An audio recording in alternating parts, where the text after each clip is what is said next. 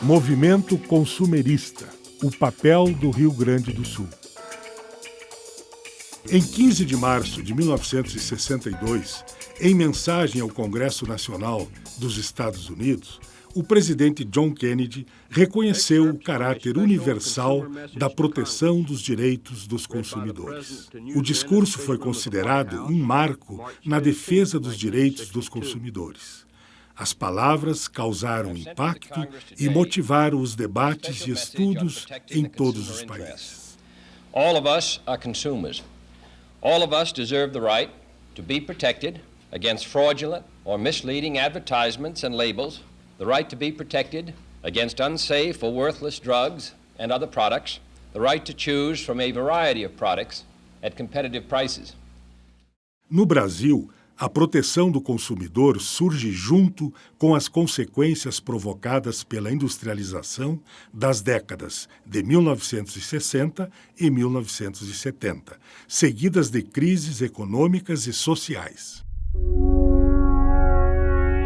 Nos anos 1970, o Brasil viveu o período do regime militar.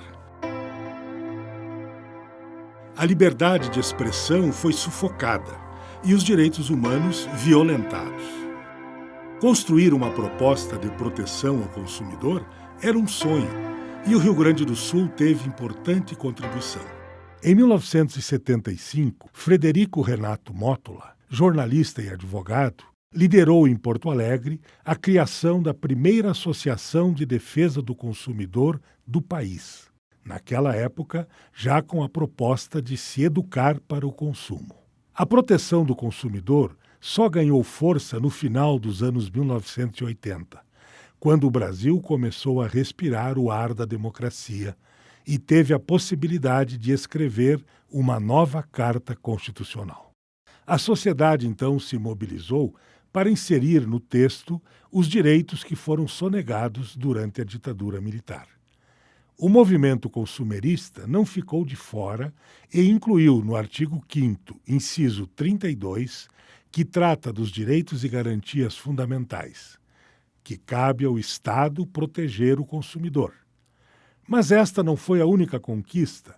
O artigo 170 da Constituição Federal, que regula a ordem econômica e financeira, previu no inciso 5º a defesa do consumidor e o legislador determinou, no artigo 48 dos atos das disposições transitórias, o prazo de 120 dias para o Congresso Nacional elaborar o Código de Defesa do Consumidor. De 5 de outubro de 1988, com a publicação da Constituição Federal, até a concretização do Código de Defesa do Consumidor, em 11 de setembro de 1990, foi uma longa caminhada. Um esforço para garantir ao país uma das mais modernas legislações de proteção ao consumidor do mundo, referência para outros países. Uma história que não pode ser esquecida.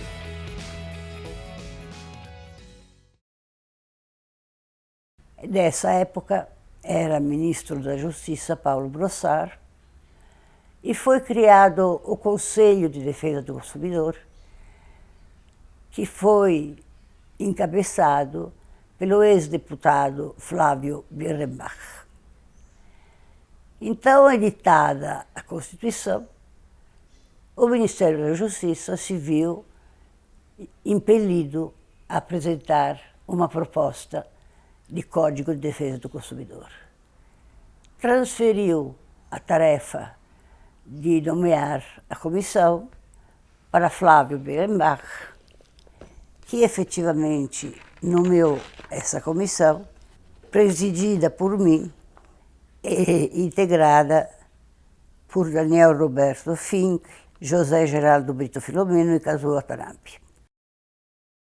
A minha participação começa um pouco antes, da diretoria do PROCON, porque eu entrei no Ministério Público em 1984 e esse período é um período que coincide com a abertura democrática, e, portanto, um período de luta de defesa dos direitos ligados à cidadania, direito do consumidor, evidentemente, entre eles. E eu comecei como promotor de justiça a atuar trabalhando junto com o professor José Geraldo Brito Filomeno.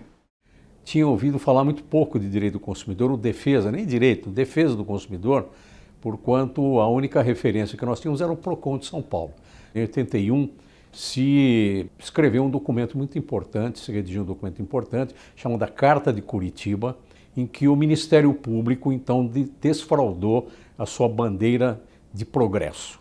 É um Ministério Público diferente dali para frente. E realmente foi feito. E dentre as questões que foram discutidas na Carta de Curitiba, foi exatamente a de se dotar o Ministério Público de mais atribuições no âmbito coletivo, sobretudo nas áreas do meio ambiente, consumidor, na área de meio ambiente do trabalho e na área de menores. Então, menores hoje, infância e juventude. Durante os trabalhos de elaboração de propostas, essa comissão também foi integrada por 2 assessores, o atual ministro do Superior Tribunal de Justiça, Antônio Herman de Vasconcelos e Benjamin, e Nelson Neri Júnior. E aí, na verdade, eu e o professor Herman Benjamin, que hoje é ministro do STJ, naquela altura não, ele era do Ministério Público, assim como eu era, nós éramos promotores de justiça, e nós apresentamos para a professorada um estudo que havíamos feito domesticamente em casa, eu e o Herman Benjamin, que praticamente era o Código do Consumidor. O Código busca, então, fazer com que a proteção ao consumidor acompanhe a posição do Brasil no aspecto econômico. Nós somos uma economia já forte e precisamos ter o consumidor protegido para que esta economia cresça na mesma proporção. Muito ligados ao deputado Alckmin, atual governador, e, portanto, acompanhavam um projeto também de Código de Defesa do Consumidor, feito pelo deputado Alckmin. A tutela do consumidor, ela vai valer não só para os serviços privados, mas também para os serviços públicos. De quem é o consumidor? O consumidor é aquele que adquire produtos ou serviços como destinatário final. Pode ser serviço privado ou público. Há outras pessoas por aí que se vangloriam dizendo que elaboraram o Código de Defesa do Consumidor. Eu não vou fazer nomes, mas um é um político e todo mundo sabe quem é. Isso não é verdade. Ele nunca trabalhou no Código de Defesa do Consumidor. Começamos a fazer propostas e propostas que foram publicadas para conhecimento e debate, mas que ainda não eram definitivas. Não era um texto de código, eram propostas. Mas aí aconteceu um fenômeno curioso, é que várias outras autoridades aproveitavam o anteprojeto que era publicado e apresentavam como fosse próprio ao Congresso Nacional e também aqui na Câmara de Deputados paulista. Eu tive a sorte de estar trabalhando como assessora do Ministério da Justiça, né, assessor do ministro, e pude participar e testemunha da importância desse estudo, da força que se colocou ali, das melhores leis do mundo, do México, do Quebec, um projeto que foi muito importante do professor Jean-Calais Lois, da França, e com esse input de todas as normas que na época eram as melhores do mundo, uma lei alemã de 76, que também foi utilizada como modelo, as diretivas europeias que estavam começando, principalmente sobre produtos elaborados. Essa comissão, presidida pela professora Ada e como vice o professor Filomeno, fez um excelente trabalho. Vamos dizer assim, colocou o nosso mercado em condições de entrar no século XXI.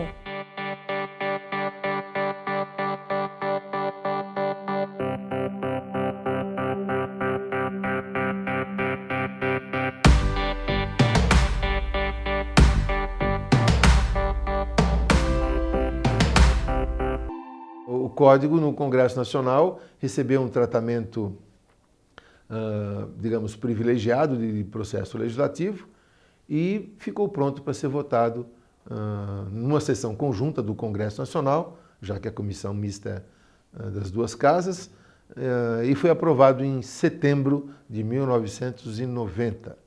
Né? Então, esse código, com uma vacatio legis de 180 dias, ele entrou em vigor em março de 91. E o Código de Defesa do Consumidor foi o primeiro diploma dentro da civilística entre nós que trouxe expressamente a previsão da boa-fé objetiva, que até então não encontrava guarida similar junto ao Código Civil passado, que era o Código Civil de 1916.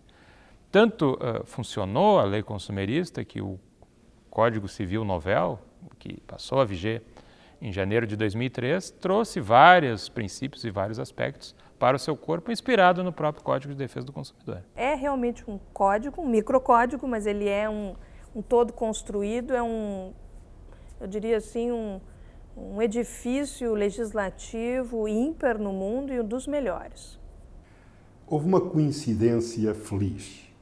Em 1987, fazia eu uma estância de estudo na Faculdade de Direito da Universidade Católica de Lovaina, em Lovaina a Nova, e conheci aí, incidentalmente, António Herman Benjamin, que, promotor de justiça de São Paulo, desde logo se mostrou interessado num congresso internacional sobre condições gerais dos contratos, cláusulas abusivas, e logo ali se acordou em que ele estaria presente e faria o relatório brasileiro das condições gerais dos contratos, cláusulas abusivas.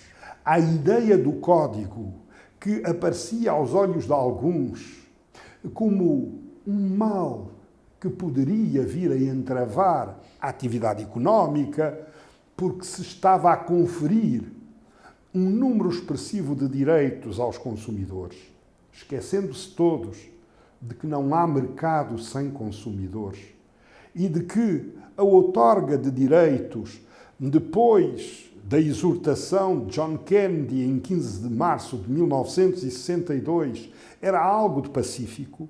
Repare-se, estávamos em 1988, 89. 26, 27 anos depois daquela célebre exortação, consumidores somos todos nós, e ainda assim não deixava de se desenhar no horizonte um conjunto de resistências que nós fizemos recuar, que fomos, de algum modo, abatendo para que a realidade do código, pujante como era, se tornasse numa efetiva certeza. A defesa do consumidor, ela vira de fato, ela faz parte do ordenamento jurídico brasileiro em 1988 com a edição da nova Constituição. Por quê? Em 88 é que se dá a inclusão de proteção do consumidor como um direito fundamental, como um princípio da ordem econômica.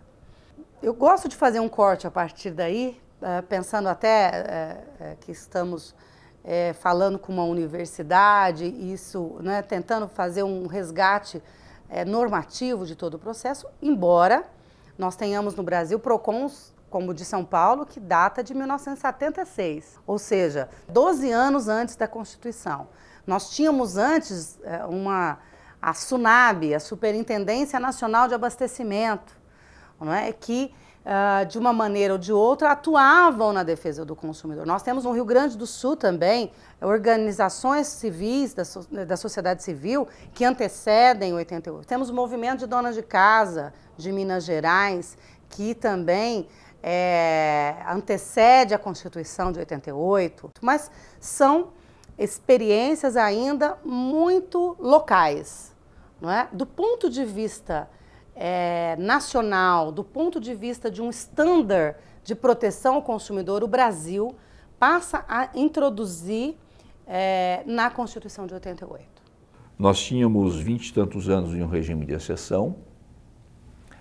A Constituição foi uma Constituição de elaboração muito complexa, com muita pressão de forças políticas e sociais contraditórias, de maneira que ela se tornou uma Constituição também contraditória e complexa, mas ela foi uma espécie de explosão da válvula que segurava o movimento popular.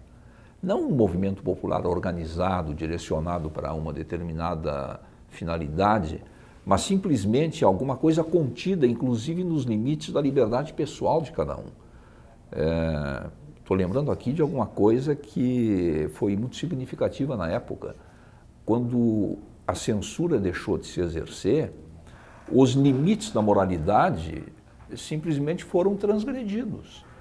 E aí, publicações de todo gênero, revistas masculinas que não existiam passaram a existir. Quer dizer, tudo isso que estava represado acabou estourando. Né? As comportas se romperam. E ao se romperem essas comportas, surgiu o exercício da cidadania sob o modelo jus sperniendi, digamos assim. Isso é o direito do consumidor que acabou canalizando. Quer dizer, já não havia mais aquela ideia de que a gente tem que, digamos assim, suportar algum prejuízo e ficar quieto. A gente percebe que em São Paulo, em 1976, foi criado o programa, o Grupo Executivo de Proteção e Defesa do Consumidor. Esse grupo executivo, ele tinha por função exercer toda a política estadual de defesa do consumidor. Mas quando nós olhamos os registros de atendimento dessa atividade, desse primeiro PROCON do Brasil, a gente verifica que basicamente ele cuida de reclamações de preços de produtos e de serviços. E a gente precisa se lembrar que nesse período, é um período em que, do ponto de vista global, nós vivemos a crise do petróleo.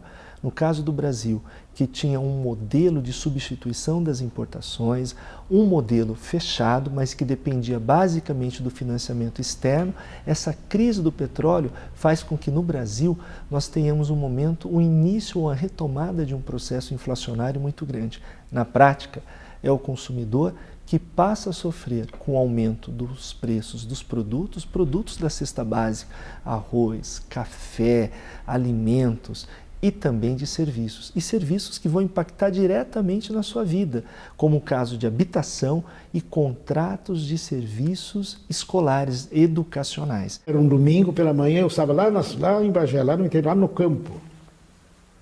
Toco o telefone e era o presidente Sarney, então o vice-presidente. Eu até perguntei a ele, mas cara, o que tu quer que eu faça aqui? E ele disse, não. Eu quero que você vá para a consultoria da República. Mas aí o Sarney me disse outra coisa na mesma ocasião. Depois você vai para o Ministério da Justiça. E mais, foi além.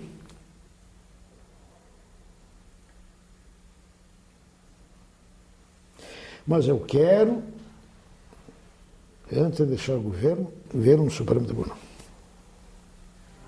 Como ministro da Justiça do governo Sarney, Paulo Brossat enfrentaria testes dos mais difíceis. A decretação do Plano Cruzado 2, que liberou os preços das tarifas públicas, logo após as eleições de 86, deu origem a uma série de protestos. Então a gente vê que a defesa do consumidor, ela não só nasce pelas mãos do Estado, a defesa do consumidor como nós concebemos hoje. Ela nasce pelas mãos do Estado, nasce no momento específico da economia brasileira, no momento em que nós começamos a viver uma crise inflacionária. Lembra que no final da década de 70 e o início e toda a década de 80 é o que nós chamamos de década perdida, dado todas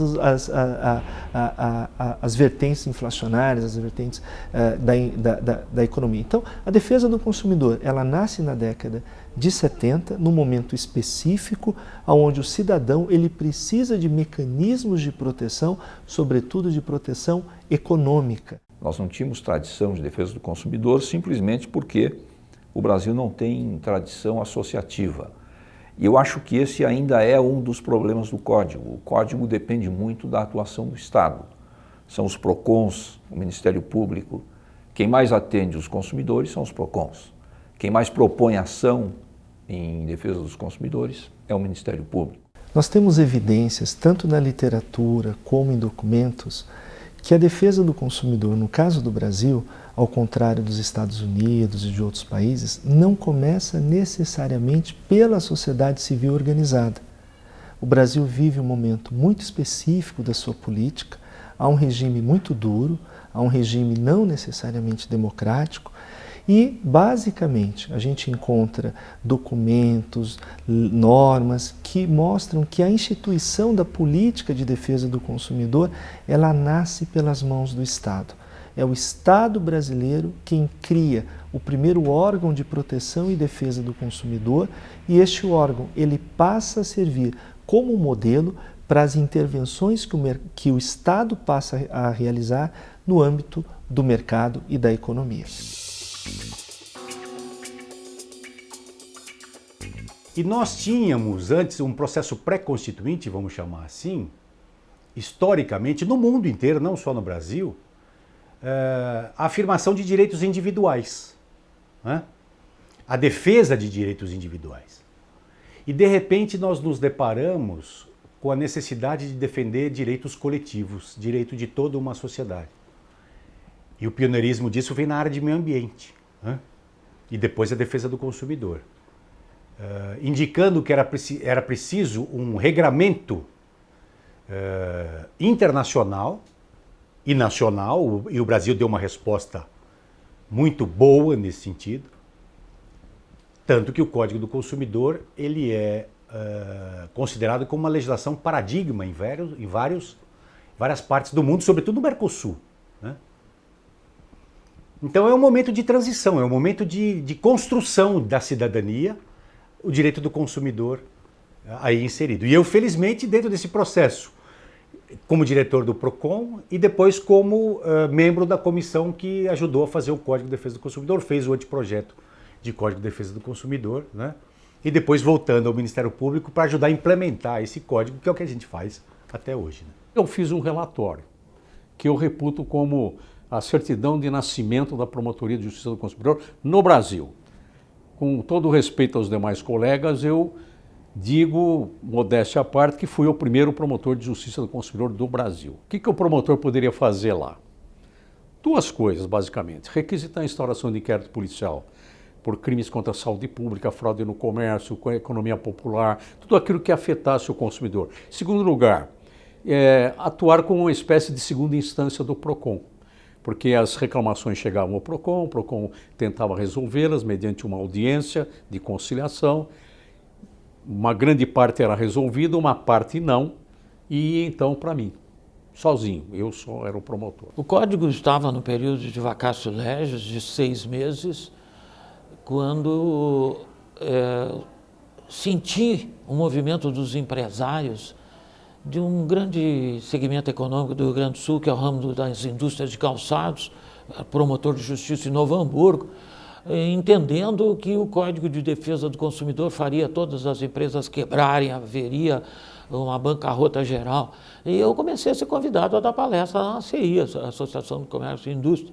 E eu dizia a eles, olha, não é nada disso. Claro que foi difícil. Depois, quando fui promovido para Porto Alegre, por causa dessa atuação em Novo Hamburgo, o Procurador-Geral me colocou na coordenadoria das promotorias de consumidor.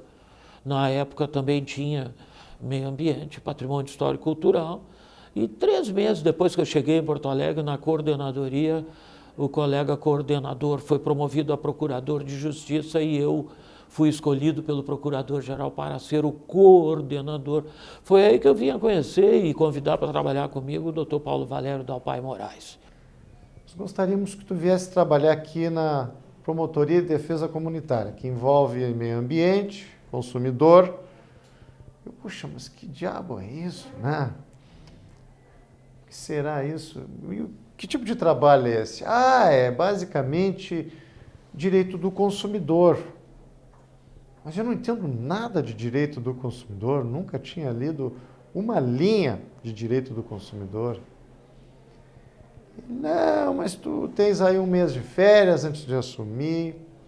E eu me recordo que peguei aquele livro da Forense Universitária, Comentários ao Código, dos autores, num fevereiro, e mergulhei naquilo ali, e me apaixonei. A partir dali, nós começamos a profissionalizar cada vez mais e incrementar estudos aprofundados na promotoria do consumidor e conseguimos ações extraordinárias com um reflexo no Brasil inteiro, como, por exemplo, os inquéritos instaurados e 40 ações coletivas propostas contra todos os bancos que atuavam no Rio Grande do Sul à época. Então aí nós começamos um dos maiores trabalhos que o Ministério Público já fez na área do consumidor, que foi abrir a facão a questão do controle prévio e abstrato das cláusulas abusivas nos contratos de massa. Para que eles fossem, através do judiciário, coagidos, vamos dizer assim, a aplicar o Código de Defesa do Consumidor nos seus formulários de contratação, que haviam cláusulas abusivas, escancaradamente abusivas. E conseguimos chegar a um consenso, que não havia nenhum maluco no Brasil que havia tentado entrar com uma demanda para fazer o controle prévio e abstrato, ou seja, pegar contratos em branco, apontar aquilo que era ilegal e propor ao banco para retirar as cláusulas ilegais. Até o próprio Bonato disse no início, mas isso é uma loucura que nós vamos fazer. Nós vamos fazer uma loucura. Bonato, é uma lei nova, nós confiamos na defesa do consumidor ou não? Confiamos, então vamos tocar, vamos para frente.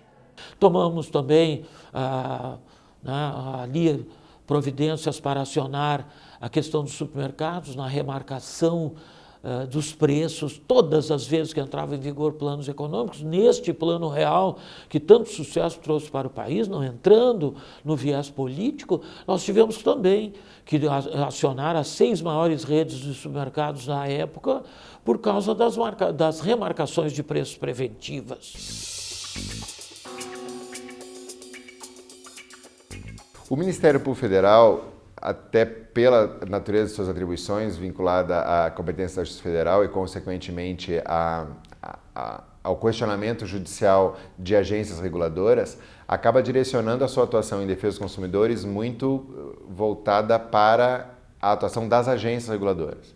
Especialmente no caso das telecomunicações, a Anatel, no caso da energia elétrica, a ANEEL, no caso dos planos de saúde, a Agência Nacional de Saúde Suplementar, Aviação Civil, ANAC, e nessa perspectiva nós nos organizamos em grupos de trabalho que procuram atuar preventivamente, garantindo melhoras na disciplina regulatória, e nesse sentido nós tivemos grandes avanços, tanto a regulamentação da telefonia móvel quanto da telefonia fixa foram aprimoradas em 2005, em 2007, muito com interferência do Ministério Federal. A própria portabilidade foi uma área onde nós atuamos. Agora, recentemente, o novo regulamento de atendimento e cobrança da Anatel foi também bastante debatido entre a agência e o Ministério Público Federal.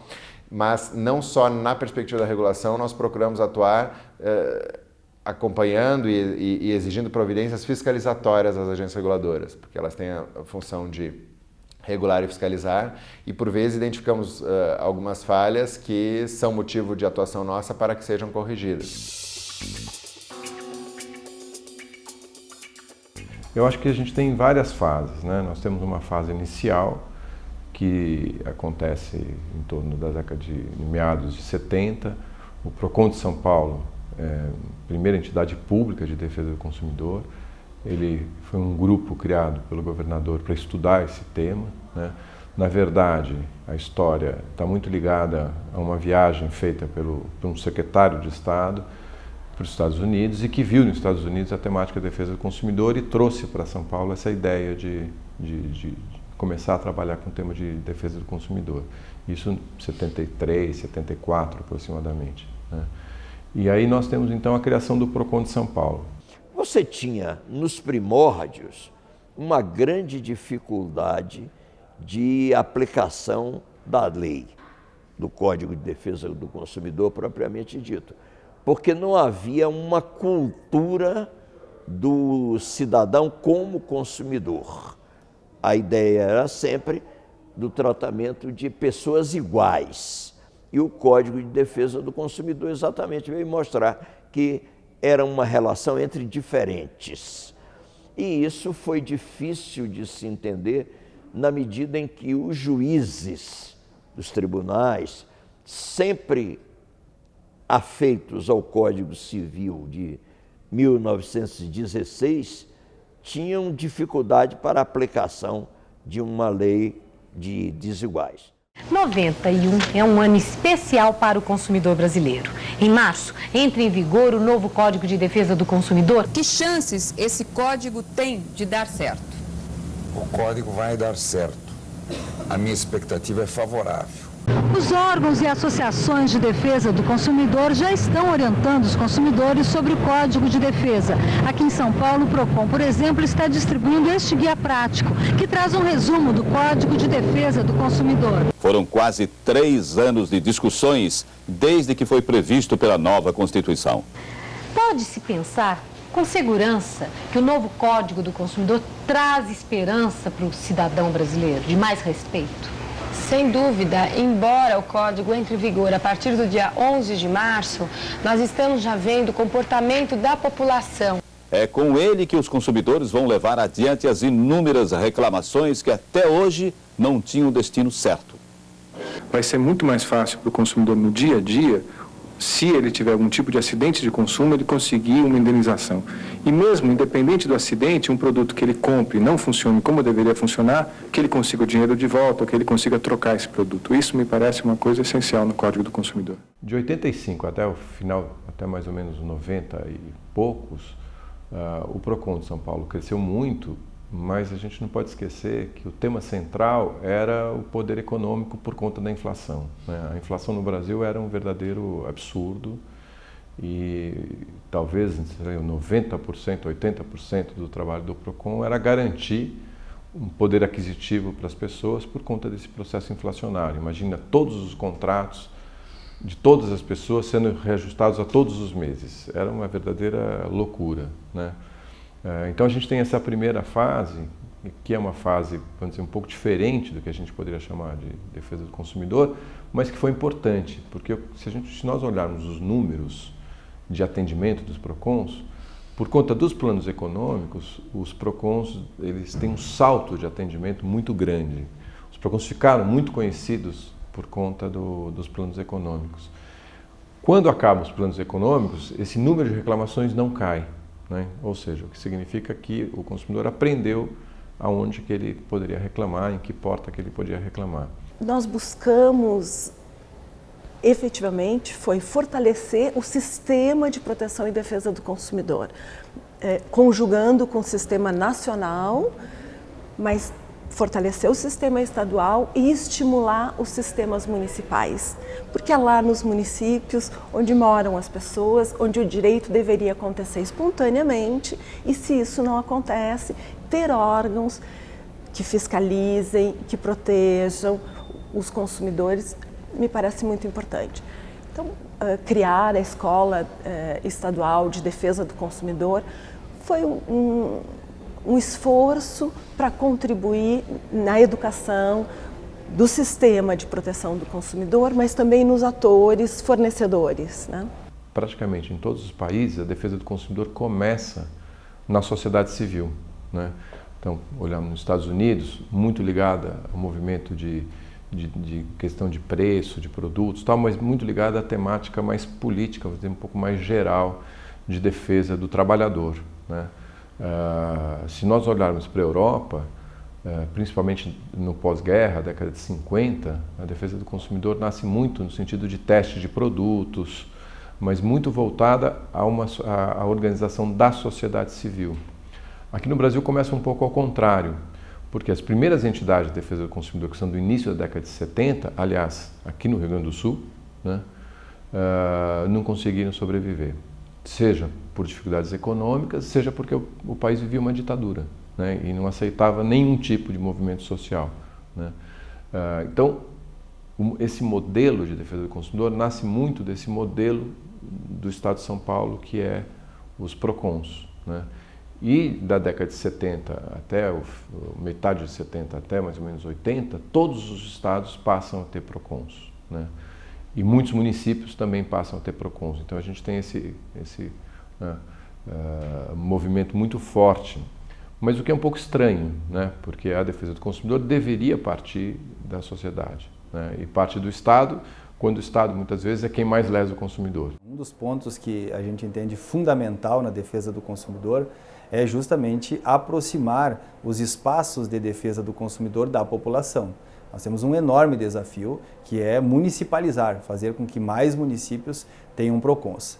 Visto que essa demanda é necessária à aquiescência dos poderes públicos municipais, o Estado não se omitiu da sua responsabilidade, criou mecanismos, tanto através de parcerias, né, com entidades, com instituições de ensino e também com os próprios municípios, para fazer esse atendimento chegar mais próximo das pessoas. E uma dessas iniciativas, inclusive pioneiras no país, é justamente o PROCON itinerante, que é a unidade móvel do PROCON, que percorre os municípios, levando atendimento, levando material e prestando informações à comunidade gaúcha. No Rio Grande do Sul nós temos, digamos, uma cultura consumerista muito forte, os direitos são divulgados, o Rio Grande do Sul, hoje o gaúcho ele vai atrás, ele reclama, ele sabe aquele direito que ele tem, por vezes o consumidor ele vai até o PROCON reclamar de um valor que é menor do que o valor da passagem daquele ônibus que ele pegou para chegar até o PROCON, e isso é cidadania, isso mostra que a gente está fazendo um bom trabalho em termos de educação para o consumo, né? Então, esses 3 anos na frente do PROCON Municipal de Porto Alegre foi uma experiência muito importante na capital. Hoje eu estou há 1 ano, né? Vai fechar 1 ano frente ao PROCON do Estado do Rio Grande do Sul. E eu diria que o maior desafio no Estado hoje é a municipalização dos PROCONs, né? Porque nós temos aqui 497 municípios e apenas 86 PROCONs, incluindo aí alguns balcões do consumidor dentro de universidades, e que na verdade fazem um atendimento preliminar de mediação, porém não tem, né, o processo administrativo sancionatório, que é tão importante, né, que isso aconteça, porque a sanção administrativa como caráter punitivo, além de punir, é pedagógico, educa, né? Então a gente não pode fugir desse aspecto.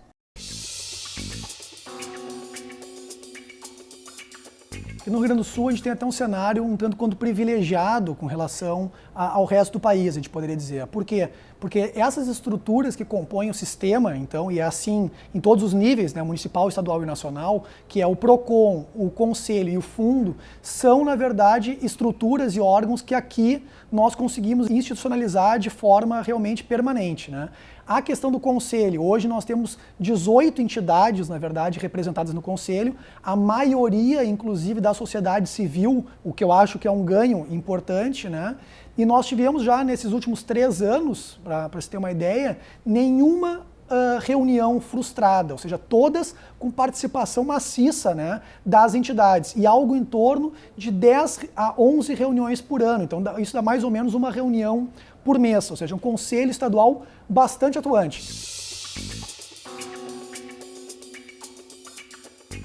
Todo esse movimento começou na metade da década de 80.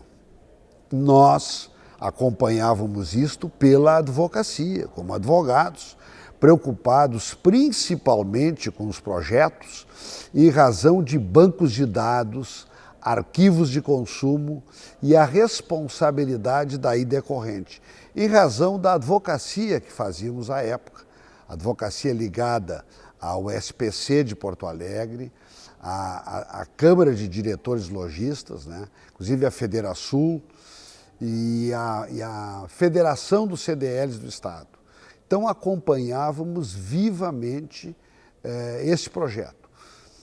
E na OAB também, era na época conselheiro da OAB, era também vice-diretor da Escola Superior de Advocacia, também começamos a ver a necessidade desse movimento. E lá se criou, eu não quero afirmar assim com toda segurança, né? Não gostaria de ser leviano, talvez a primeira comissão especial do consumidor de OAB no Brasil, né? Que nós presidimos na seccional do Rio Grande do Sul e tivemos aí também, fomos chamados para outros estados, né? Para outros municípios, para levar essa experiência. Aqui no estado, essa primeira fase ela se corporificou muito num grande congresso que teve em Canela em 1992. Quando começou a se falar de defesa do consumidor, ninguém sabia do que se tratava. E aí vem a grande importância do trabalho feito, eu vou aqui desde logo citar um nome, do Benjamin. Porque o Benjamin trouxe essa ideia, batalhou por ela, criou o Brasilcom, que é fundamental na história do desenvolvimento do direito do consumidor no Brasil. Para buscar divulgar as normas do CDC, de nada adianta a gente ter uma lei vanguardeira, como é o CDC, e mais era na época, e não conseguimos implementar essa lei. E o Ministério Público já estava se preparando, na época Herman Benjamin era membro do Ministério Público do Estado de São Paulo, e ele buscou envolver a magistratura. E a ideia foi fazer um congresso na região serrana do Rio Grande do Sul. Talvez pelo perfil dos magistrados do Rio Grande do Sul, que sempre foi um perfil mais avançado em relação a outros estados, né? E do interesse pelo aquilo que é novo, né? E por soluções novas para problemas que se apresentam ao Judiciário, ao Ministério Público e à universidade, né? Eu acho que houve um raro casamento, uma rara felicidade num casamento entre a academia, né? As categorias que atuam diretamente na questão da prestação do serviço de justiça, na advocacia, e aqui acabou se tornando sim, um celeiro de juristas na área do direito privado como um todo e do direito do consumidor muito em especial. Né? E este congresso trouxe para nós, especialmente para a magistratura do Estado do Rio Grande do Sul, uma ideia da presença, de que não adiantava nós termos a lei sem que ela tivesse uma estrutura, uma função estruturante, que é a jurisprudência, que teria que interpretar esta lei. O Brasilcom é, sobretudo, um instituto científico, né? A nossa primeira atividade é realmente uma atividade científica. O Brasilcom realiza inúmeros eventos em parceria com outras instituições científicas, com universidades, e realiza também grandes eventos, com o objetivo de justamente debater os temas de direito do consumidor, despertar o interesse da área jurídica, manter, né, os nossos associados e a comunidade jurídica, enfim, atualizada sobre temas que interessam a toda a coletividade, a toda a sociedade. E o Brasilcom, ele se insere naquela categoria que a doutrina do direito do consumidor reporta como a mais importante para a tutela, para a proteção do consumidor, ou seja, são as associações civis. Vale dizer que a sociedade civil organizada deve ser o primeiro protagonista na defesa dos consumidores. Então, a magistratura rio-grandense, ela foi pioneira e participou do Instituto Brasileiro de Direito do Consumidor, dos institutos latino-americanos e dos institutos internacionais, pela semente que foi plantada aqui em Canela. Esse congresso foi histórico, até hoje se comenta sobre ele. Mais de 30, eram exatamente 33 palestrantes estrangeiros, muitos nacionais, e a partir dali a magistratura gaúcha, principalmente, ficou muito interessada no tema no direito do consumidor, e eu acabei ingressando para o Brasilcom. Então, o Brasilcom tem uma característica bastante peculiar, porque ele não é uma ONG tradicional, tipo IDEC, que é a maior ONG de defesa do consumidor, mas sim voltado para a parte científica, que é um papel importante, porque nós precisamos esclarecer, debater o tema com aqueles que vão aplicar o direito. Eu, colegas que trabalhavam comigo, outros profissionais da área de saúde, quer dizer, um grupo grande de profissionais, nós estávamos discutindo, né, o enfrentamento desse desafio de criarmos uma associação de defesa do consumidor, e foi assim que em 1987, né, resolvemos criar o IDEC, o Instituto Brasileiro de Defesa do Consumidor. Durante o tempo de trabalho no PROCON, eu também tive a oportunidade de conhecer associações que já existiam, né, que foram criadas nos anos 70, como uma no Rio Grande do Sul, acho que é a APC, a DOC no Paraná, uma em Minas Gerais, quer dizer, já havia movimentos sociais, né, que vinham surgindo nos anos 70 e que provavelmente também tiveram dificuldade de florescer, de se consolidar, até porque o país tinha um regime, né, ditatorial, isso impede e dificulta muito a atuação de movimentos sociais. O Rio Grande do Sul teve a primeira associação, então tem lá o fórum que articula várias organizações. Eu acho que para mim, assim, eu sempre dou o exemplo do Rio Grande do Sul, né, como um estado que tem uma estrutura mais organizada. Fiquei realmente entusiasmada com a defesa do consumidor, a ponto de, quando eu me aposentei, passei uma época ainda só ensinando, depois chefiei por um período a Defensoria Pública do Estado também, e foi quando eu decidi, junto com mais alguns colegas, fundar a ADECON, que é uma associação de defesa do consumidor do Estado de Pernambuco. Criamos em Brasília um Fórum Nacional de todos os dirigentes de gestão de pessoas na administração direta, indireta e fundacional.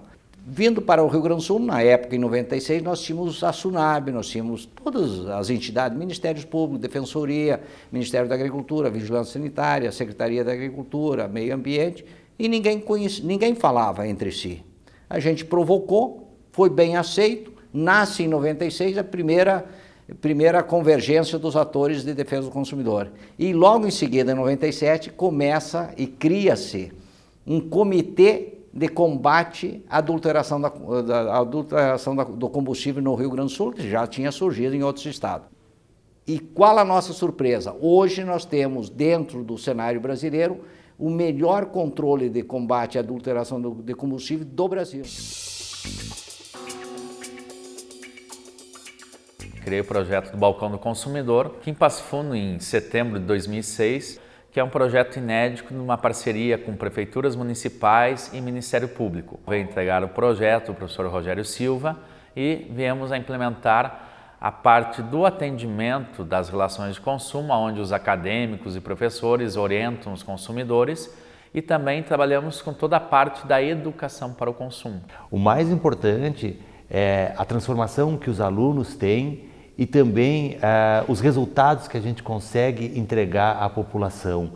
O que foi feito ao longo deste período em defesa do consumidor em Passo Fundo, em Carazinho, Soledade, em Lagoa Vermelha, em Casca e Sarandi. Nós temos o personagem Tcheco Consumidor, que é um personagem que está em revista em quadrinhos, está animado para a televisão com bonecos. O legal desse projeto é que, mesmo com tantos desafios, a gente sempre foi crescendo e oferecendo novos serviços à comunidade regional. Um exemplo disso é o Balcão na Estrada, o veículo que foi todo montado para fazer atendimento não somente nas vilas e bairros de Passo Fundo, mas também um atendimento regional. São as publicações que são feitas, os seminários que acontecem, né, seminário internacional, mas é inegável que a Faculdade de Direito da UPF, através do Balcão do Consumidor, tem hoje um trabalho consolidado e que isso se propagou para outras instituições no Rio Grande do Sul.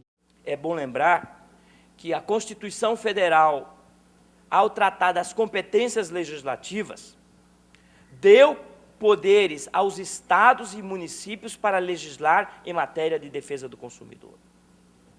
E eu me sinto muito à vontade, estando em Passo Fundo, uma cidade que gosta e aceita desafios, de desafiar Passo Fundo a ser a primeira cidade brasileira a ter um Código Municipal de Defesa do Consumidor. E isso vai fazer uma enorme diferença para que nós possamos complementar o sistema nacional, Código Brasileiro de Defesa do Consumidor, quem sabe no futuro códigos estaduais de defesa do consumidor, até mais rigorosos e tratando de outras matérias que não estão previstas no Código Nacional e, finalmente, códigos municipais de defesa do consumidor. O município aceitou o desafio, foi montada uma comissão. Nós tínhamos como integrantes professores da Faculdade de Direito e a Procuradoria do município, que elaboraram o anteprojeto do Código. Foi encaminhado à Câmara de Vereadores e em 2009 nós tivemos a publicação da Lei Complementar número 222, que é o Código Municipal de Defesa do Consumidor, o primeiro do Brasil. Defender o consumidor é proteger os vulneráveis. O Brasil produziu uma das legislações mais modernas do mundo. Nesta história, o Rio Grande do Sul construiu uma trajetória de vanguarda com o início ainda nos anos 1970. O resgate desta caminhada é inspiração para os novos desafios do consumidor.